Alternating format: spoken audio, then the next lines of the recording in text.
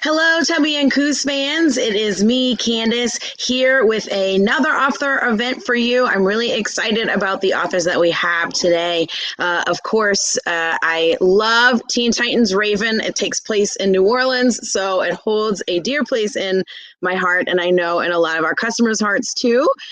So we're going to talk about the follow-up to that, which is Teen Titans Beast Boy. And I have Kami Garcia and Gabriel Picolo here to talk about it, and they will be in conversation with Alys Arden, whom I'm sure you all know, but just in case you don't, Alys is a local author. She always says she was raised by street performers in the French Quarter. She writes the Casket Girl series, just announced the fourth book in that series, The Gates of Guinea, which is out in January. So check that out. She also just unveiled the cover for her first graphic novel, which was going to be Zatanna, the Jewel of Gravesend from DC Comics. That's going to come out in early 2021 as well. So really excited about all of that. Welcome, Alys. Thank you. And I'm also going to bring on Kami and Gabriel and then let y'all talk. Hey, guys. Hey, how are you? I'm good. How are you? I'm good. Welcome to my high school bedroom. I'm at my dad's house, so it feels very appropriate talking about these two graphic novels to be here. So, all right, I'm going to do quick introductions, but then maybe you guys can introduce yourselves a little bit and tell us where you're patching in from today. The sky is darkening here as a hurricane to approach. It's not going to hit us, so we don't need to worry about getting rained out again, but create a little ambiance that probably better matches Raven than Beast Boy. So I think both of these guys need little introduction. Kami is a huge best-selling writer, co-author of the Beautiful Creatures series, which if you haven't read or you haven't seen the movie or you haven't heard of, it's one of my favorite Southern Gothic, young adult Southern Gothic series. It takes place mostly in the South Carolina area, but parts of it actually come to New Orleans and, are otherworldly. If you are a reader of the Casket Girls, then you would definitely like it and you should check it out. But of course we're here. And she is also the co-author and author of many other books that I will let her tell you about before we start talking about graphic novels. And Gabriel Picolo is of internet infamy, mostly due, I think, to your casual Teen Titans, which I think will be part of the conversation today. But I will let both of you tell us a little bit more about yourselves. And also congratulations this week on finding out that Beast Boy just hit the New York Times bestseller list. That is such a huge achievement. So congrats, guys. Yeah, it's super exciting. Thanks to all the readers, to everyone who bought it and checked it out of the library. And we're really excited, mostly because we want to keep making the books. Yeah. So I am the co-author of Beautiful Creatures. My solo books include the Legion series, Broken Beautiful Hearts, The Lovely Reckless, and X-Files Agent of Chaos.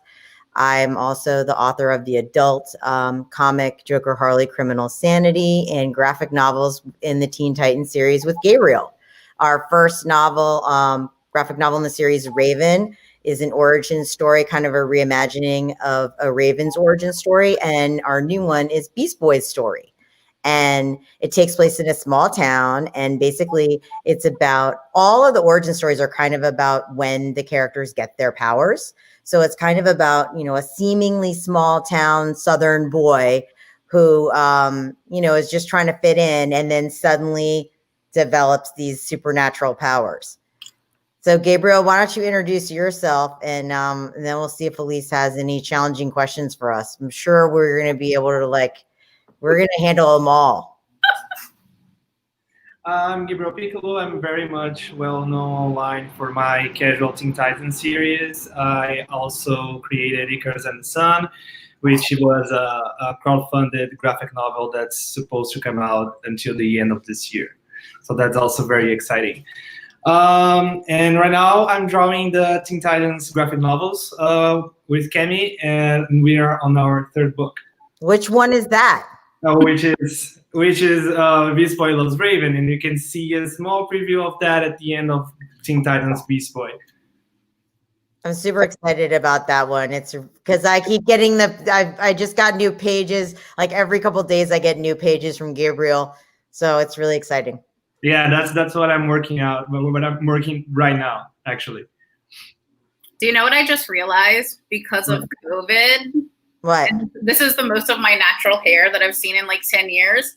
But because of COVID, I kind of have raven hair. You do kind of have raven hair.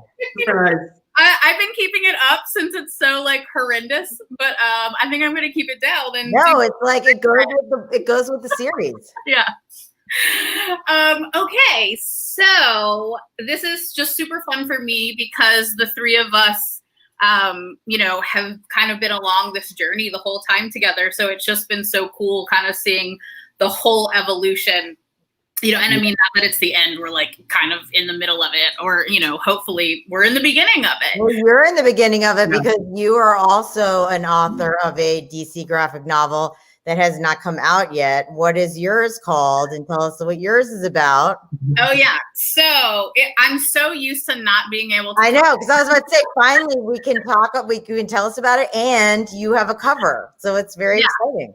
So actually, very similarly, Zatanna, so the title is Zatanna, the Jewel of Gravesend, and it is also an origin story of when Zatanna gets her powers for the first time, and it takes place in Coney Island, Brooklyn. So it's very setting heavy, just like my novels, but it's been really fun to do something out of the South since when you're a fancy artist too. Who's your fancy famous artist?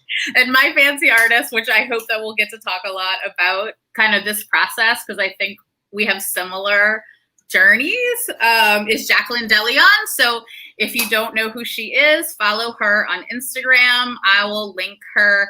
She's amazing, and I think she's the perfect artist for Zatanna and for this story. So Zatanna is kind of like a witchy summer beach story. So there hasn't been that much that's been released about, you know, kind of what's in the story, but you can read the synopsis, I think even on the Tubby and Coos website. So I will post links in the event to all the books at the end. Hopefully when that comes out, me and Gabriel will get to do an interview, and then we can grill and interview Jacqueline and Alys Gabriel. We'll ask them all the questions, and we'll just chill out and put you on the spot. Yeah. So anything I do today, I don't remember seeing any. Did they release what? I remember seeing the cover, but I don't remember seeing pages. Did they release any pages? So they did with the cover on Book Riot, and I'll probably be posting them on like my own social media over the next. I'll send you the link, Gabriel. He's all jealous because you can tell. Look, he didn't see them. So he's probably seen them before. So yes, there's one that's like, I can't wait to post. I'll probably post it first. It's a cemetery scene because obviously I write a lot of cemetery scenes. So I'm sure people are like, there's not going to be a cemetery scene in this beach beach romance story, but there is. So I don't know. It's been a blast. I love that we all kind of get to be in this process together. And, you know, being able to talk to you guys about stuff has been invaluable, you know, I think for me and Jacqueline. So, but let's go back a little bit further than that. And so first of all, these books are out of continuity. So just really quickly, can you, in case anyone doesn't know what that is or didn't know that about these novels, can you explain what that means? And then let's talk a little bit about the process of, and I think every question I have goes for both of you, know, the writing side of the coin, the art side of the coin. So, so first of all, what does out of continuity mean? And then when you were starting to develop the ideas, how did you approach that? What did you think was sacred? You know, like, I will not change this. To me, this is so inherently part of the character, like it cannot change. And what were the things that you felt that you could take liberty with? So out of continuity basically means that we are not bound to the DC Universe canon for the characters. We were allowed to kind of reimagine them. But one of the things coming into this, and I kind of, also got a sense of this because I was able to look at Gabriel's Casual Teen Titan series, how I found him, and see that he also had like this great sensibility of who the characters were. So I wanted to reimagine them, but what I didn't want to do was like destroy them and just like make up new characters and call them Raven and Beast Boy. So for example, with Beast Boy, there are certain things about Beast Boy that to me, you can't change if you want him to be Beast Boy. One of them is, he's funny. He's like a laid back, funny, like kind of, like life of the party kind of guy. He's also, he changes into animals. Like to me, like implied by the name, if you change that, he's not really Beast Boy anymore. So Gabriel and I wanted to make the cat characters kind of more grounded.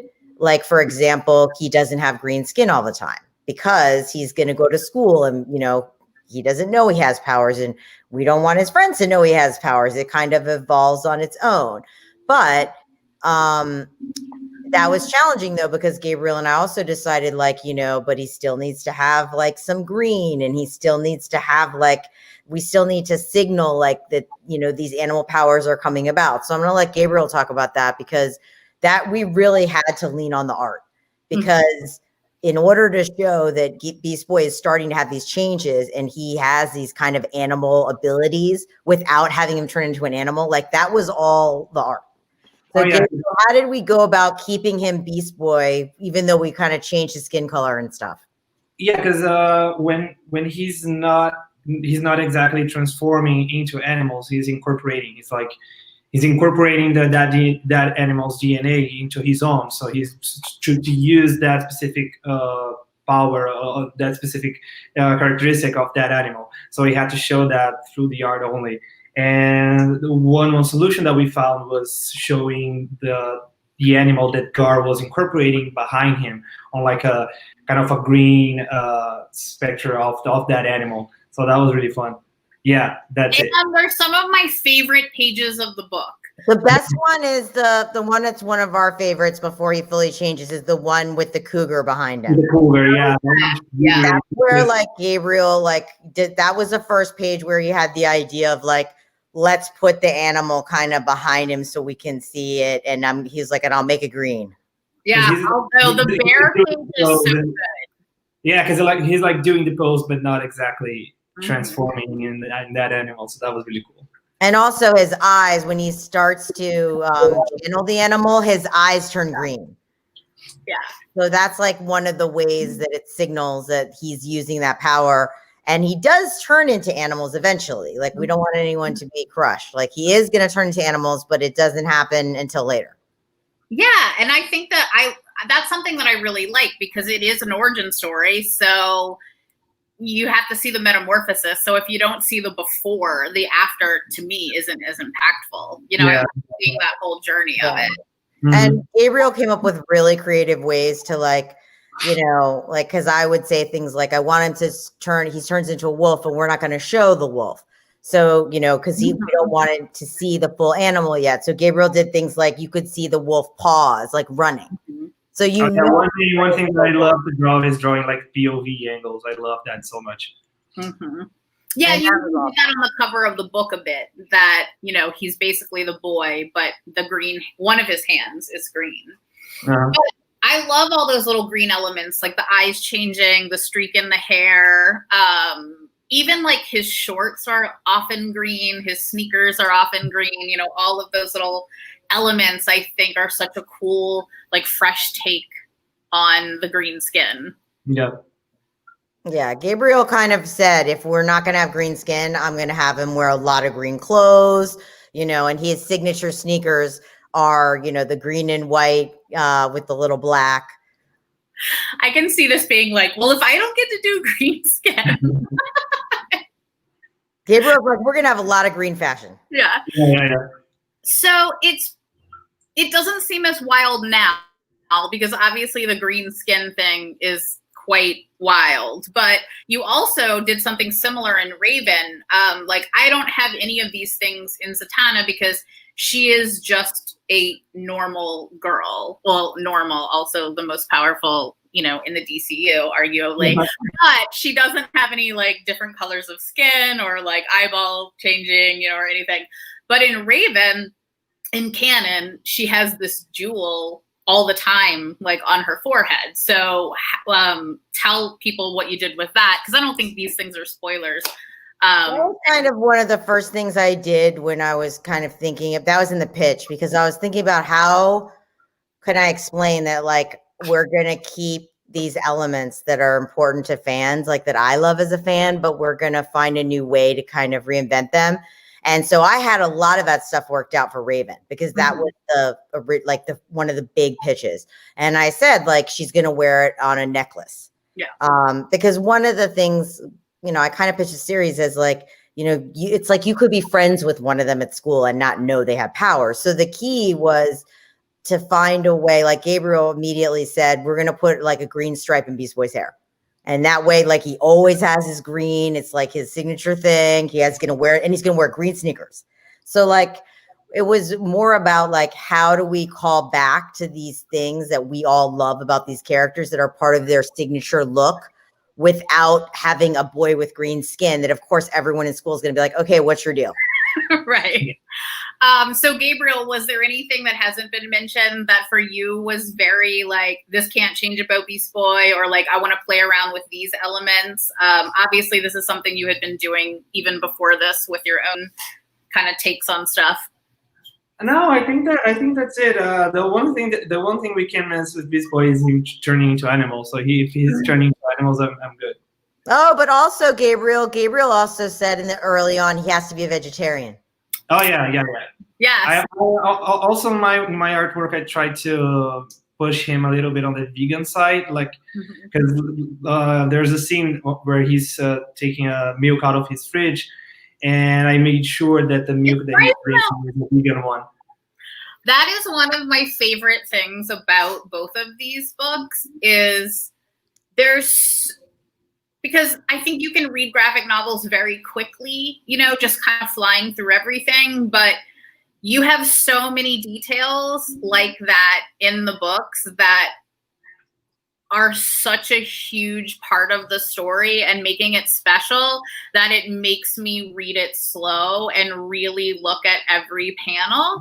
So that's a good lead in for the next question. So let's talk a little bit about process, because there are a lot of characters in each one of these books, and hopefully there's going to be a lot of books. So Kami, when you're sitting down and kind of like crafting the like main unit of kids that are going to be in each one of these books, like how do you approach, you know, just making sure that they're all unique? And then Gabriel, let's talk about that, because like Beast Boy's bedroom and how his bedroom looks so different from like Stella's bedroom, and like all the different stuff that's in both of their lockers.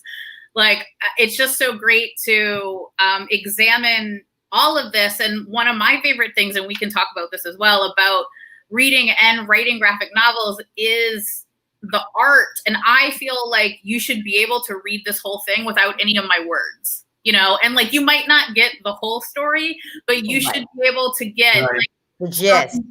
Like some version of the story and be engaged throughout the whole thing and be entertained. And I think that you totally nail that with all these details. So let's talk. There's definitely pages and sequences where I feel like the dialogue enhances them. Like you do know what's going on without the dialogue. For example, in the beginning of Raven, she's in a car. It's on the back. It's not really a secret. She's in a car accident and her foster mother dies. And that's how she ends up in New Orleans. She has to move to New Orleans to live with her foster mother's sister and daughter. So Raven gets a new, foster sister. And like, you can tell that they're like mom and daughter are chatting in the car, and then there's this car accident. And even though there's dialogue, like you can tell mom dies, even though we don't show, anything like super disturbing about that. Like, you can tell she doesn't make it. She has to move. Gabriel and I create the characters before we start, not the minor ones, but like at the beginning of Raven, like there's an older dude who you'll see if you read it. We created him. We created Raven, her foster sister Max, a boy named Tommy, and Raven's new kind of foster mother figure, Natalia, who is Max's mom. We created all of them like in the beginning.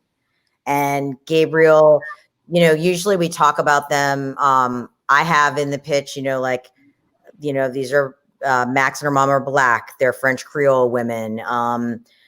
So Gabriel and I usually put the ages, and then we'll talk about like details, and I'll say, I want Max is kind of medium skinned. Her mom is darker skinned.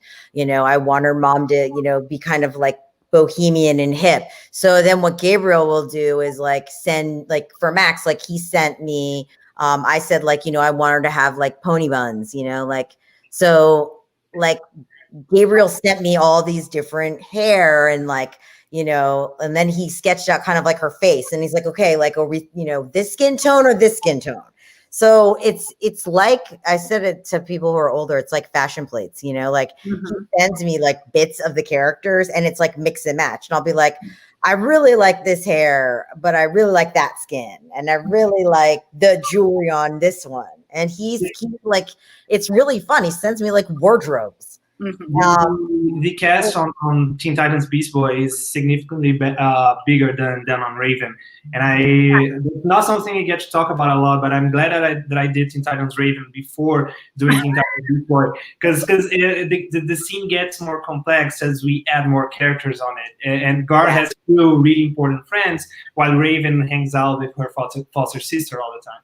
Yeah, and Gabriel spent a lot of time on the looks because, like, for Raven and Max, it's mostly Raven and Max. They do have two best friends who are a couple, two girls, and like he wanted to make them look really different, but they weren't like, you really spend most of your time with Raven and Max. Boy, there's way more characters. There's his best friend Tank, who's Japanese American. His Beast Boy's Latinx, and then his best friend Stella is also, she's Afro-Latina. And again, like she had totally different hair than like anyone he'd done before. And she has like blue in her hair. And like, he just like, we try to make sure that each character, we first of all want a lot of racial and kind of ethnic diversity, because we really want any any kid reading the book to be able to find someone like them. We have teens who wear headscarves and disabled teens, and like we try to really different types of looks. Gabriel is a fashionista, so he's really good at like diversifying all the kids in their clothing looks. But that was the main thing for us, was like I really relied a lot on Gabriel's fashion sense because he's so good at that. But I mean, when I said to him, I want each one to really look different and really look different from Raven, like he was like, okay, I'm going in my like street style, like handbook. And he sent me like literally all these looks. It was awesome. Gabriel, how do you come up with like because in Beast Boy, we have Max, then there's, we have the two girls that are kind of like in the in crowd. Like there's a lot of different girls and different fashion looks. Like, how did you come up with different clothes for Tank, Beast Boy, Mike? I'm a sneakerhead, so I collect sneakers, and I very much appreciate sneaker culture in general. So street fashion, I'm always collecting images. I have a folder on my computer like full of those. So I just save all of them for when I need them, and I try to match them with the personality of the character when I read the description before starting the graphic novel. So that it makes easier. The other thing you do really well, Gabriel, that Alys mentioned is the kids' bedrooms. Yeah, I was gonna mention that the bedroom. Tell us about that, because I really like said 3 things about Raven's bedroom. Like I was like twinkle lights and posters on the wall, and then Gabriel created this like whole room. I love to draw these scenes specifically because those are the scenes that there's no dialogue, there's no nothing explaining why those items are there, but you can see a lot of the characters' personalities through all that stuff, all that junk that's thrown at the background. So whenever you can see like the locker, what's inside their bags or what's on their desk, I think those are really important character moments. Totally. And I never thought about it until you said it, Gabriel, but it kind of is great that Raven came first for those reasons. And these are not spoilers, but like Raven is a loner, you know, so it's one of the reasons that most of the book is her and Max. She's antisocial, you know, it takes her a long time to open up to people. I mean, it's partly because of the accident. And then Beast Boy is the opposite. Like his goal in life in this book is to be popular. So he is like the Joker. He's always talking to everyone. He wants more friends, more friends, more friends. And I just reread the book right before this. Like there are a lot of kids in this book. There are a lot. The cast is so big. Yeah. All right. So I don't know. The one thing about Teen Titans that's kind of great that translates so easily is that they were already teens. So I don't know if you guys are there any choices that you made that you're getting flack for from like Teen Titan purists? I mean, I don't pay much attention to that stuff. The one thing I knew we were going to get trouble for, and we did, was right away in Raven. So she hasn't met Beast Boy yet. She hasn't met any Titans yet. So she is at high school and she starts has a crush on this boy named Tommy. And there's like one of the early pages released was a page where they're almost kissing and people lost their minds. They were like, who is that boy? Why is she kissing him? And Gabriel was like, well, she hasn't met, she hasn't met any of the Titans yet. Like people thought it was, we were doing something else with Guard and we had to explain that because it was the first book also. So yeah, once they understood, like, don't worry, like this is just the first one. Before they were okay with it, but in the beginning they were not having it. Yeah, that's so true. And then, I mean, Beast Boy is out, so it's not a secret, but Beast Boy has not met any of the Titans either in his, and that's kind of like the interesting part of origin stories. And I mean, and I think the buildup also makes that pinnacle moment when they all meet more significant.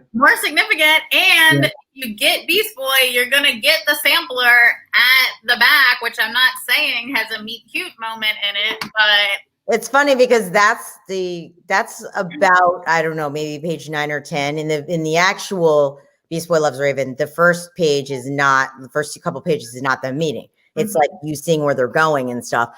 But I said to our editors, I was like, I'm going to, write it so that you see the moment when like he arrives in Nashville and they do meet, because I said like the readers are going to want to see like, what's it like the first time they meet? Yeah.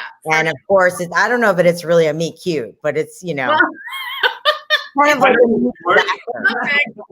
I think it's totally cute. It is, but I don't know if Gar feels that way when he walks away. No, I doubt it. I doubt either of them feel that way, actually. But the dialogue about going back to the vegetarian stuff, about the vegan hot dog, and to me, the southernness of that conversation is so good, which is actually a good lead-in to my next question. So Raven takes place in New Orleans and Beast Boy takes place in Eden, Georgia. I don't know if that's a real town or if we changed the name actually to Edenton because it turned out Eden is a real town, but I intended it to be a pretend town.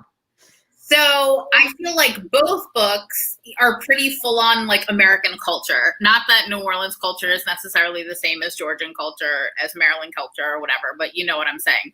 So, Kami, if you want to talk about like how you chose your settings at all, but also I'm curious for you, Gabriel, if people don't know, you're in Sao Paulo. Was this a full blown like American culture like crash course for you, or did you already grow up with a lot of American pop culture? Or, like, what was that process like for you? I think the thing that's really specific about it is it's all the South. And as any Southerner knows, the American South is not the same as like regular mainstream America. There's like something very specific about the South. And then like choosing New Orleans. New Orleans is like a totally different place than any other place in the South.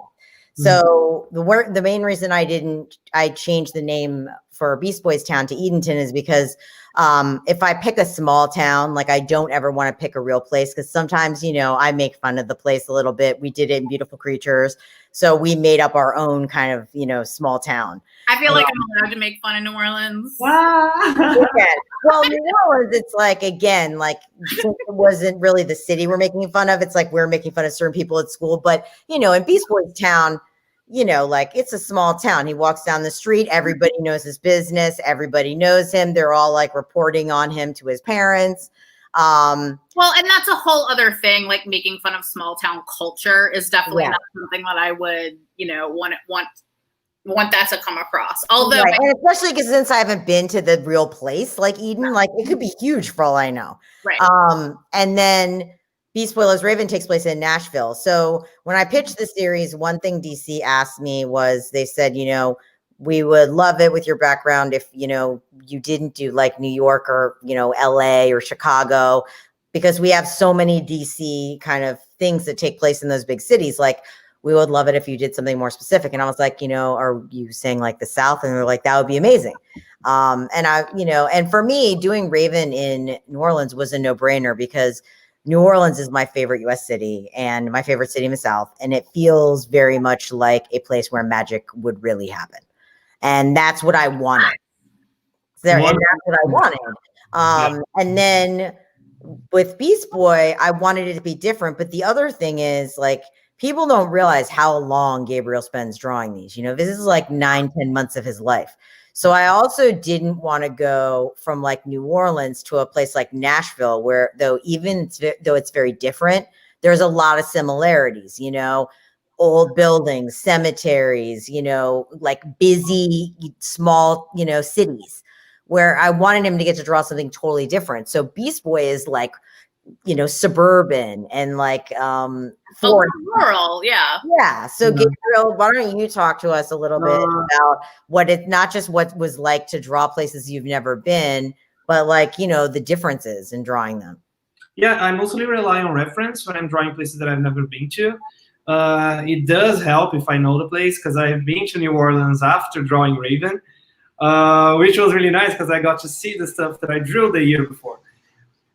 So with Beast Boy, I don't know the town, the small town that was inspired by, that Kami used it as inspiration, but I kind of know that the suburbia aesthetic that she was going for, because I get to see that a lot on movies and TV shows that I get to see here in Brazil, even though I'm not in the US. So that was pretty easy. With Nashville, I really relied on, I'm really relying on reference again, because I've never been to Nashville, and now I want to see Nashville because I'm drawing it. But Gabriel also does really great nature, like the forest scenes in Beast Boy. Like he's really good at like natural world. So because he was like, what kind of trees? I was like, I don't know, pine trees, like Christmas trees, evergreens, like. With Raven, it's a bit easier because New Orleans has this very specific aesthetic, so it's easier to reproduce and make it legit. But with Beast Boy, I have a little bit more freedom because it's not exactly a real place; it just has to feel that way. But it does. I mean, like in the very beginning, when you see him walking around his neighborhood, there's like a big wide shot that shows kind of like a big area of the street and a bunch of houses, and it looks like, you know, a typical like small town suburban neighborhood. And I think it is the details also that make it feel that way. Even just like, I remember reading it, and I went to school for a couple of years in Mississippi. So for me, that was a very similar reference to the town that's in Georgia in this. And even just like the kids driving pickup trucks and stuff like that, it felt very real, you know.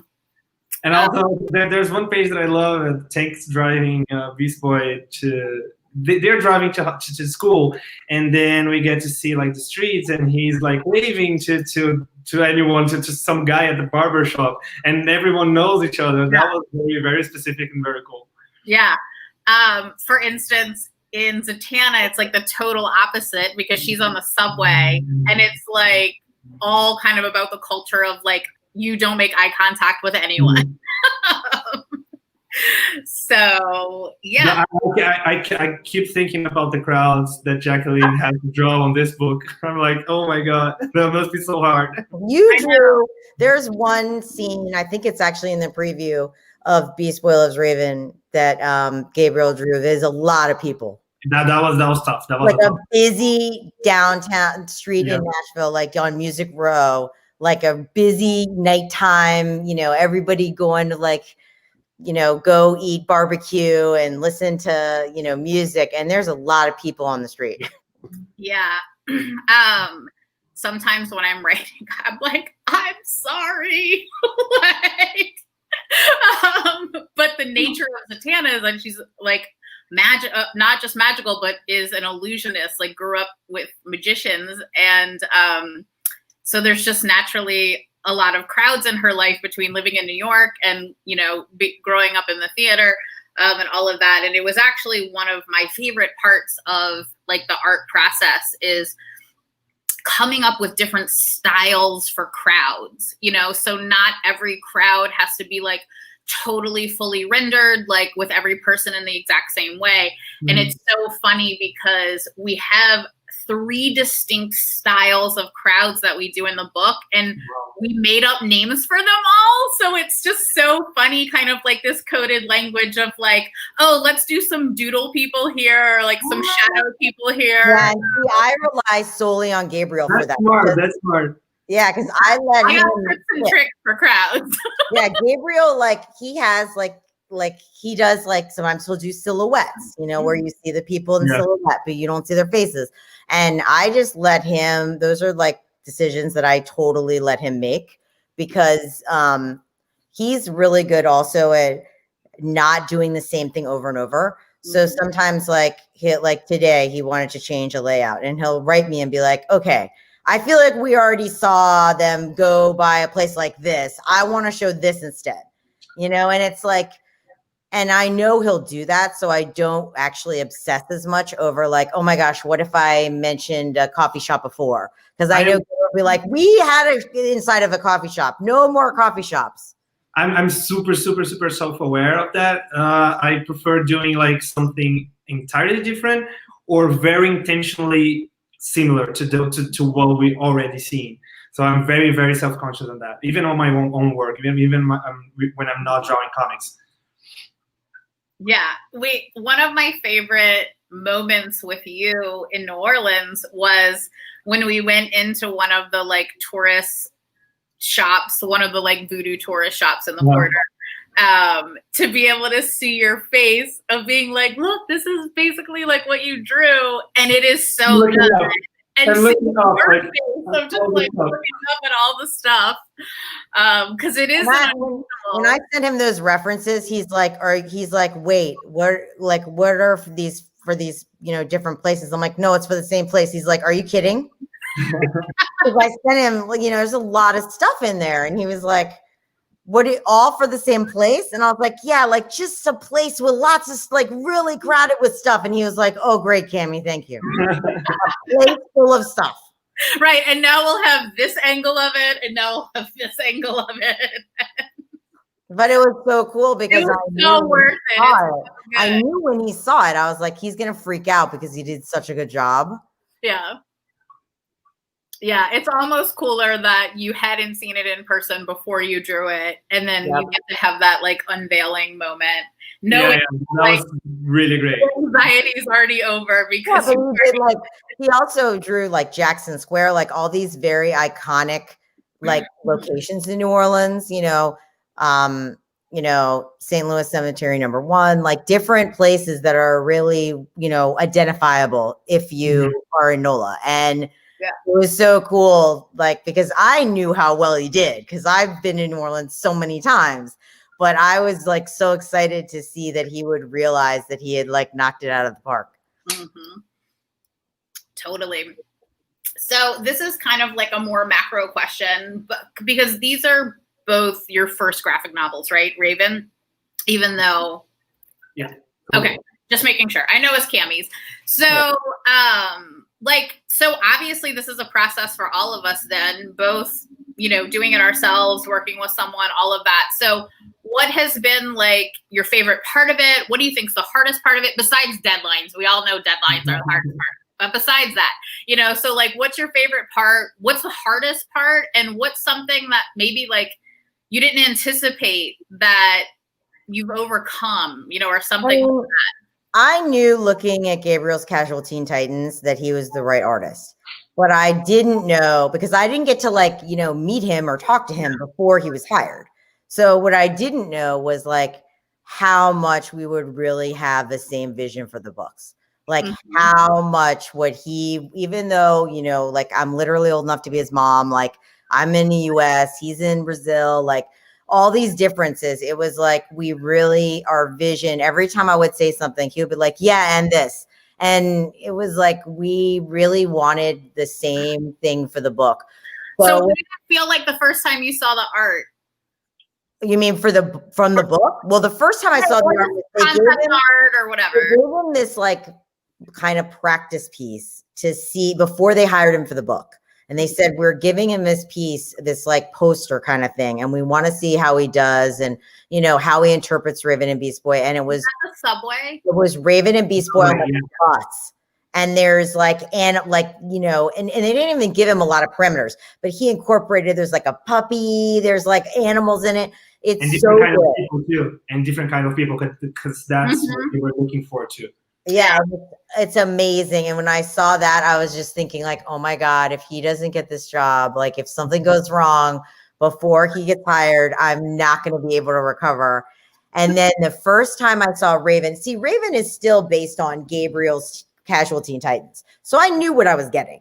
You know, he interpreted her. But when I saw Max, which was a character I made from up, your imagination, right, who, like, again, I mean, I kind of described her style, but I didn't I was, you know, I described her race, her ethnicity, her age, and kind of her style, but not like, you know, down to the hair, like literally. So I send it, and then Gabriel and I are talking about it. But when the first time when he sent me Max with her pony buns, and she has kind of these Air Force, like, you know, Forces female, like, you know, high tops on and this like bomber jacket.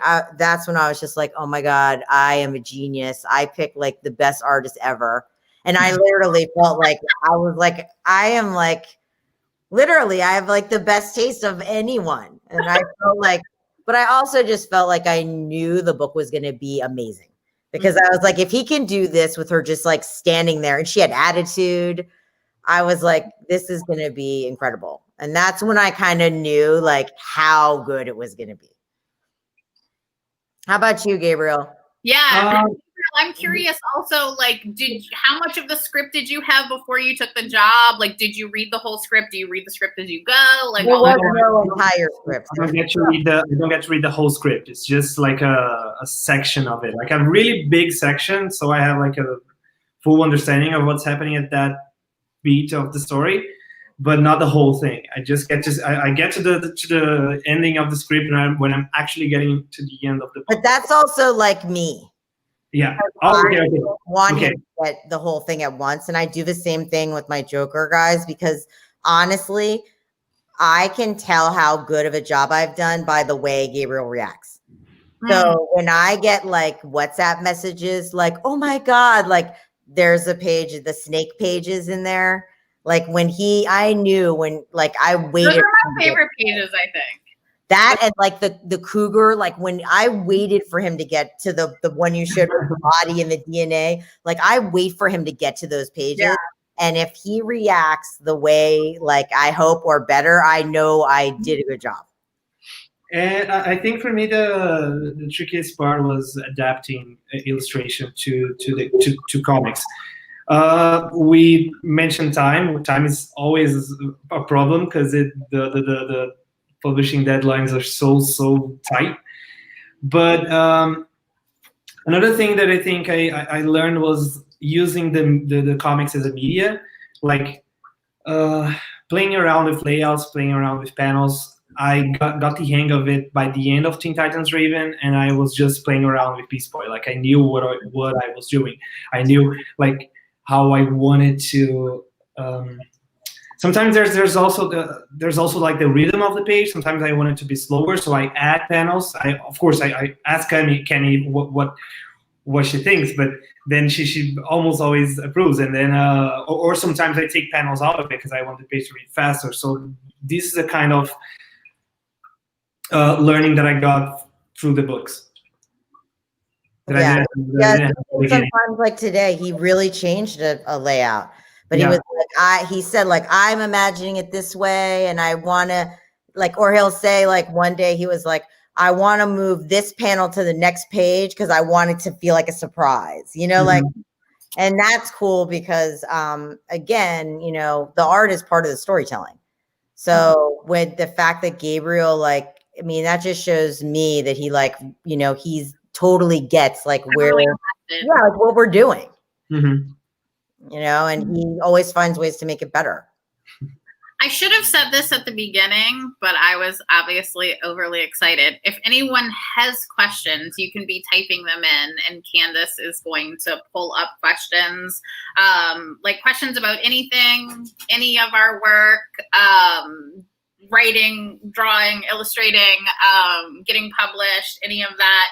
I know sometimes these things, like there's a ton of questions, and then sometimes everyone's really shy and there's no questions. So Candace, if there are, feel free to interrupt us with people's questions because I don't want those to go unanswered. But I'll also just like keep asking questions in case it's a shy kind of night. Yes. So I think that is also one of the great things about co-creation and being able to work with someone for a while as well, because there is, to me, so much of the process where you are figuring everything out. You know, even if the two people are less green, you know, to the medium, there's still a certain rhythm and flow. I mean, look at, you know, Jeff Lemire, you know, Andrea Sorrentino, who work together all the time, and, you know, Greg Capullo and Scott Snyder. Like, part of what's cool about working with the same person is if you have the same kind of like, you have a beast in honor of Beast Boy. If you have the same, you know, I think a reason, because I was always thinking like, oh my gosh, you know, all these like comic, you know, these creators, like they keep working together even though they're switching projects. And what I realized is like, it's not just that you like the person's work, but also like, you know, like now it's like, I know what Gabriel can do. And it's also fun to do another project. Cause like with Beast Will is Raven, like he's, you know, I just give him a lot of leeway and he's doing different stuff than he did in the beginning. Yeah. So it's also kind of like, you know, it would be fun because if we got to do something totally different, it's like kind of like, you know, like what tricks do you want to pull out this time? Like what vibe do you want? And even within this series, like that's one reason, like changing locations. Like I really want to be able to give him the opportunity to do like, you know, to use different tricks, you know, do different talents of his, different things he's interested in drawing. I don't want him to just have to draw the same places over and over.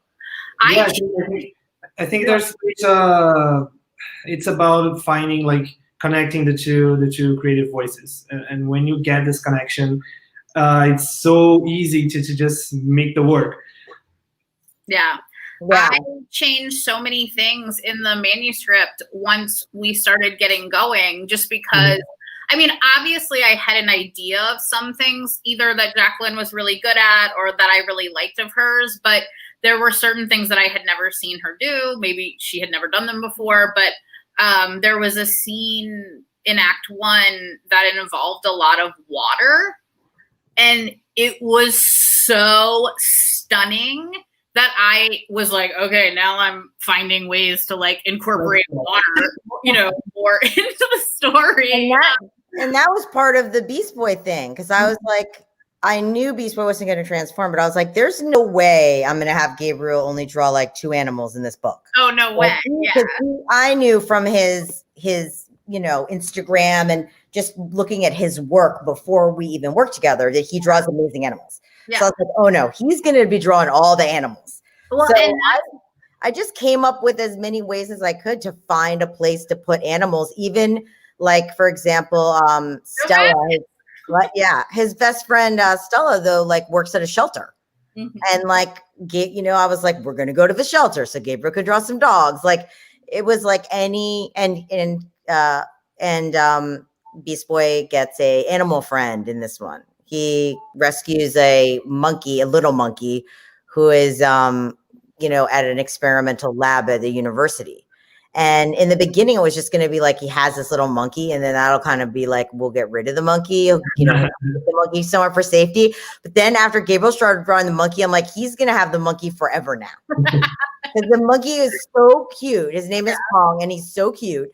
And I was like, he seemed like you would think that he was part of the Teen Titans, mythology forever. He gets to rescue a snake too, but the snake was way too complicated to just hang around with. So he turned it. What's the word for that? Sorry. Sent it back. Right. To the university. Yes, the monkey was a lot more manageable than this. Because it's a huge snake. So, like Gabriel, one of my favorite pieces that I saw that he had done before we worked together was there was a piece he did where Beast Boy has this snake around him, and there's like a dog. There's like all these animals, and I knew when I saw that because I had never had the idea of he's going to you channel all these powers and he's going to have a snake in the book. But like, once I saw that, I was like, okay, there's definitely going to be a giant snake in the book. So I literally I created an entire plot so I could get a snake in the book for him to draw. He didn't know that, but those are like the things that when he's busy drawing and designing characters, I'm thinking of like, okay, how can I get a snake in the book? There's a scene where Beast Boy's getting ready for school. And he opens his closet and there's a sneaker collection. And I was I'm going to make sure there's a way to show a sneaker collection for Gabriel to draw. That was one of my favorite pages early on. I even texted everyone when I drew this page, like, hey, this is my favorite page so far. You can tell that it is when you're reading the book. That's the great part. I feel like the snake thing for me was Mermaids, which is funny because there's no mythical mermaids in my story. But since Jacqueline does such amazing mermaids, I was like, there will be mermaids. But I think too, that's when they writers really respect their artists. A lot of people were like, well, what if Gabriel draws something you didn't have in the script? And I'm like, then it's in the book. I don't, they're like, do you make him erase it? I'm like, no. Erase this. Right. I'll make him erase it if it's he puts a giant spoiler in there. And I'm like, we really can't be showing that yet. But I'm not like, oh no, Gabriel, I really don't like all the cool posters on the wall. They weren't in the script. I really want you to erase them. I'm like, no, that's the coolest thing about the partnership is I feel like if the writer is good, the artist gets cooler stuff to draw. And then if the artist is, great, they're going to add to what you give them. They're going to make even, they're going to take a normal description and turn it into something amazing. Yeah. And I think figuring out that dance is part of the process and it's part of the fun, because I didn't know when I started, other than being able to ask you guys, or whatever, seeing sample scripts or whatever, how much do I put in? How much do I not put in? Are they going to be annoyed? These kind of things. And we have this great spoken, unspoken kind of dialogue between us where it's I put a lot. More than whatever. I don't at all. I know. Ours is opposite. Our script. Mine is so spare. But there's no expectation on my part that any of it will be on the page. But my Joker scripts look like your scripts. Yes, They're very detailed. Because I know those artists they want details. I've taught Miko and Jason are I want to know every single thing in your head. And if I don't want to use it, I won't. And that's how Jacqueline is as well. She would rather have the stuff right there. And she knows that she doesn't have to use it. So I couldn't do that in the beginning with Gabriel because I learned really quickly because he had never done a graphic novel.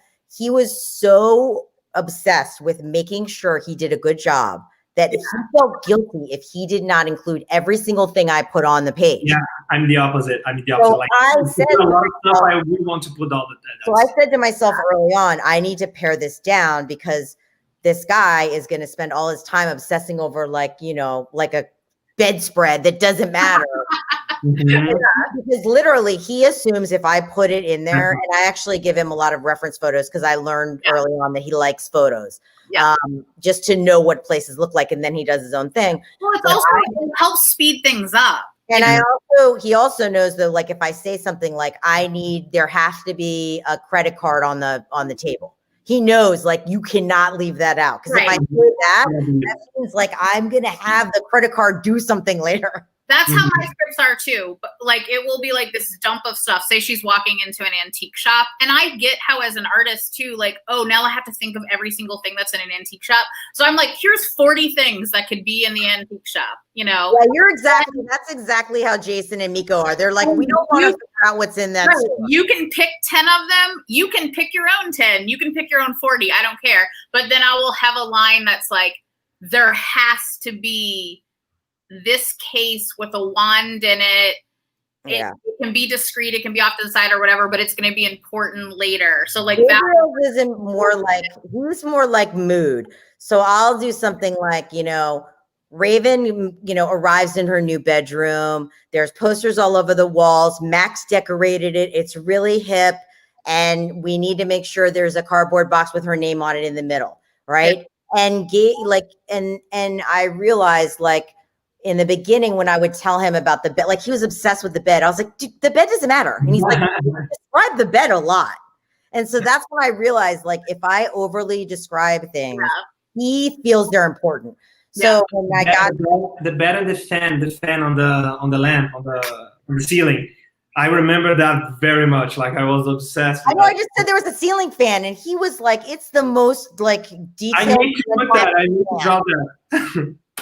And it definitely looks cool. But again, like, I don't want him to be like worried about those details. Like they're like, so now what I do is I'll say like, sometimes I'll give some examples. Or if I know I do want like, oh, and she has a big makeup bag and a big, like I said, she has a copy of this book or that book on her bedside table.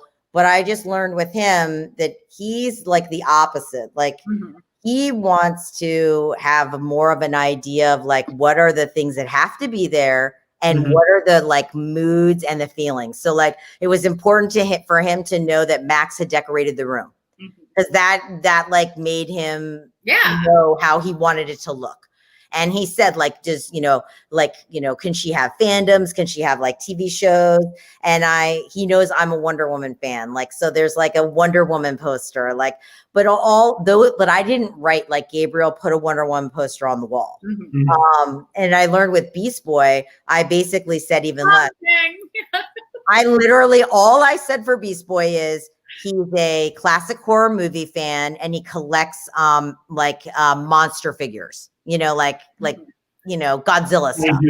Kaiju. And Gabriel, and I said, and he has a video game chair, and because he's a gamer. And Gabriel like designed the entire room on like those three things. But by then I knew him well enough to know that if I just said those three things, it would be so badass. So I just like it's kind of like for Gabriel, the best thing is like to give him the things he needs to know and get out of the way. Mine's a bit like, I wouldn't over describe a bedroom. My bedroom description is very similar. Like she collects antique cameras because she wants to be a photographer and cameras are kind of a thing in the book. And then other than that, because Jacqueline's super cool, like I know anything she does is going to be super cool and in Wisitana. So my over descriptions come more with things that might not be supernatural to an everyday person. So like, you're walking into an antique store, you're walking into a Botanica, you're walking into like something that if you've never been to Coney Island. Yeah.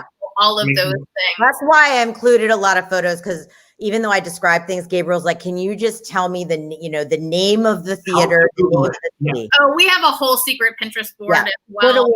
Every location in the book, outfits. That's like. So do we, and Gabriel likes that because like a lot of times if it's really specific, I'm like, you have to show, the church. But it's like, other than that, he's like, okay, but can I put whatever else I want in the graveyard? And I'm like, yeah. So then it's like he just wants 20 graveyard photos that show what the New Orleans graveyard looks like, and then he'll pick. Yep. Exactly. That's how ours are too. It's just a folder of like a million photos. And that's really fun for me too, because it's kind of like also a surprise when I get the pages, because I know it's going to be St. Louis Cemetery #1, but I don't know exactly what he's going to pick. Yeah. And the first time I saw the first cemetery page from that book where Natalia was in a cemetery, I like lost my mind. I know, and you know I'm a snob. Yeah. I'm like, you're a cemetery snob. I was like, yes. Yeah. That was really fun to draw. I wish there was more pages at the cemetery. Yeah, I did add some after I saw that one. Let's just, That was really, really cool. Yeah. Well, I know we're kind of at the hour, and I don't want to monopolize anyone's time. So I don't know if you're still there, Candace. If I'm here. Thank y'all so much. This was amazing. I loved listening to all of it because I love these books. Gabriel, you did such a good job with New Orleans. Like y'all were just talking about, you haven't been here, but it was so good. I was like, it feels like New Orleans. We are very and we are picky here in New Orleans, and it was amazing. You did such a good job with it. Appreciate that so much. Yeah, I loved both of these books, and I'm really excited to see Beast Boy Loves Raven as well, and whatever else you'll do. It's gorgeous because you can tell Gabriel's just like, he's just like he's like showing off. I am awesome. I'm just going to show off.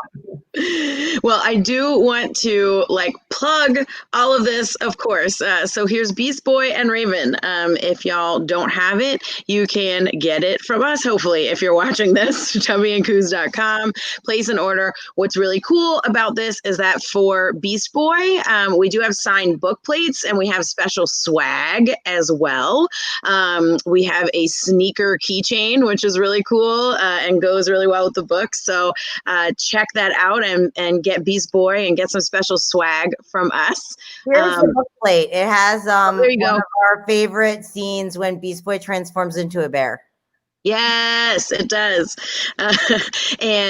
So definitely get that. And just because we didn't show it, this is the cover of Satana. Yay. And it looks really cool. It's very pink and purple and neon-y, and it's very Coney Island. I love it. Yeah, very Coney Island. So it's awesome. And you can order anything from us. So yes, please buy books, get the special swag. Thank y'all so much, Alys and Kami and Gabriel. I've been really excited to have all of you. So thank you so much for taking the time. Thank you for having us despite the hurricane. I know. Hopefully it's not going to be that big of a deal. Tomorrow night is when it's supposed to hit. So we'll see. But thank you all so much. Thanks everyone for watching, whether it's now or later. And thanks to everyone. We'll see y'all. Bye, you guys. Bye. Thank you.